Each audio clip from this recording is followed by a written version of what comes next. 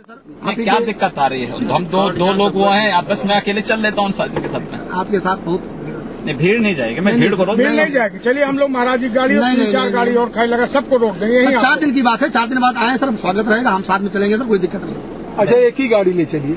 आज नहीं, आप लोग, मेरा अनुरोध है, आप जितना मैं बार बार अनुरोध कर रहा हूँ बस। यार साहब, ऐसे में नहीं काम चलेगा। अब तक आप किसी भी उस अपराधी के खिलाफ जिसने तोड़फोड़ किया था, जिसने लूटपाट करवाई थी, एक भी बार कार्रवाई हुई होती, मुझे लगता है कि संतुष्टि मिलती। मतलब उसने लॉ एंड ऑर्डर को डिस्चार्ज करने में अपनी ड्यूटी नहीं निभाई है। अगर वो कभी पोस्ट रहे और एक गाड़ी लहरा दे दी। उनकी तरफ से जो तोड़फोड़ करने वाले थे 9 लोग गिरफ्तार हुए, बाकी सर वांटेड तरफ थे।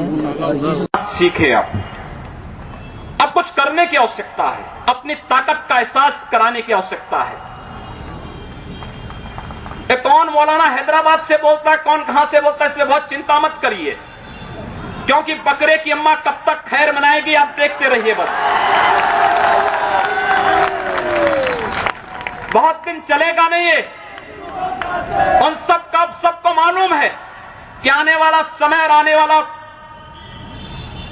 दिशा क्या होने जा रही है। यह हिंदुत्व की सदी है और हिंदुत्व की सदी केवल भारत की नहीं, दुनिया की सदी होगी। पूरी दुनिया के अंदर हिंदुत्व का झंडा एक बार पुनः मजबूती के साथ भगवा झंडा दुनिया के अंदर कोने कोने में लहराएगा। उसके अनुसार एक बार पुरुषार्थ किए जाने की आवश्यकता है। हिंदू कभी निराशावादी नहीं हो सकता है, कभी नहीं।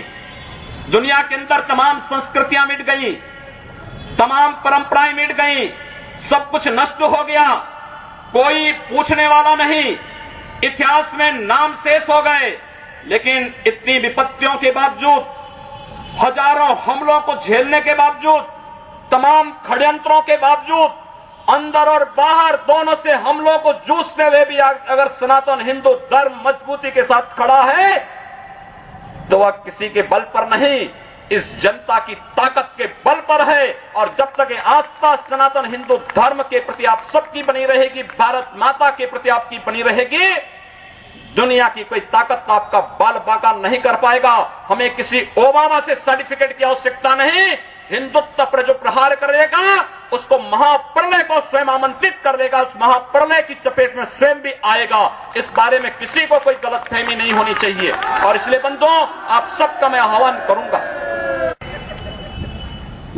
बहराइच में महाराज सुहेलदेव पासी के सामने लोग लड़ने के लिए आए थे, मात्र 2 लोग बचे थे, सबके सब मार डाले गए थे।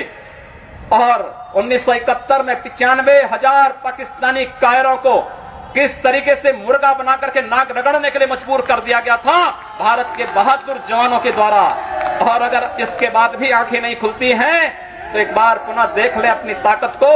मैं तो यही कहूंगा, अंत में मुझे केवल यही कहना है कि बहुत महत्व मत दीजिए, ये हैदराबादियों को बहुत महत्व मत दीजिए, ये सब मौलानाओं को बहुत महत्व देने की आवश्यकता नहीं। दुनिया के अंदर जहां भी जाएंगे शक की निगाहों से देखे जाएंगे। भारत का संत दुनिया के अंदर कहीं भी जाता है सम्मान की निगाहों से देखा जाता है। पूरी दुनिया के अंदर जहां भी भारत की संत परंपरा जाती है। सिंगापुर में मैं गया, मैं देर में पहुंचा, जब एयरलाइंस में बैठने के लिए हुआ तो उसने मेरे कपड़े देखे और सबसे आगे की सीट में बैठे हुए लोग वो खड़े हो गए, वो मुझे बुलाने लगे कि आप आगे। मैंने कहा नहीं, मेरी सीट पीछे। कहा नहीं आप आगे बैठिए। वहां की थाईलैंड में गए, वहां की बस में आगे की 2 सीट तो केवल संतों के लिए है, यानी मुफ्त में यात्रा करिए, जितनी यात्रा कर सकते हैं। दुनिया के अंदर कहीं भी आप जाएंगे, भारत की संत परंपरा का सम्मान है और भारतीय नागरिकों का सम्मान है। यह भारतीयता की देन है। ओबामा जी, इसके लिए किसी से हम लोगों को सर्टिफिकेट लेने की आवश्यकता नहीं।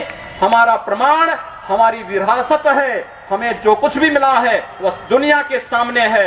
लेकिन याद रखना, अगर कोई हिंदुत्व को छेड़ेगा तो वह मानवता की बर्बादी का संदेश होगा और कुछ नहीं होगा। हिंदुत्व दुनिया के अंदर सुख और शांति का प्रतीक है और विश्व हिंदू परिषद इसका नेतृत्व कर रहा है। विश्व सुरक्षा की गारंटी हो। मैं कहता हूं भारत के मौलानाओं से और भारत के पादरियों से भी। आज ISIS नाम का एक आतंकी संगठन इराक और सीरिया के अंदर जिस निर्ममता के साथ मानवता को कुचल रहा है, वहां पर यजीदी समुदाय के साथ साथ तमाम अल्पसंख्यक समुदायों को बड़ी निर्ममता के साथ काटा जा रहा है। और यही नहीं, शिया मुसलमानों को भी मारा जा रहा है, उसी बर्बरता के साथ काटा जा रहा है। भारत के सब मौलाना मुंह बंद किए हुए हैं, क्योंकि इनको लगता है कि अगर ISIS के खिलाफ बोलेंगे तो वह एक प्रकार से इस्लाम के खिलाफ वक्तव्य होगा। क्या इस्लाम का स्वरूप या बर्बर स्वरूप है इस्लाम का? हम आखिर साबित क्या करना चाहते हैं?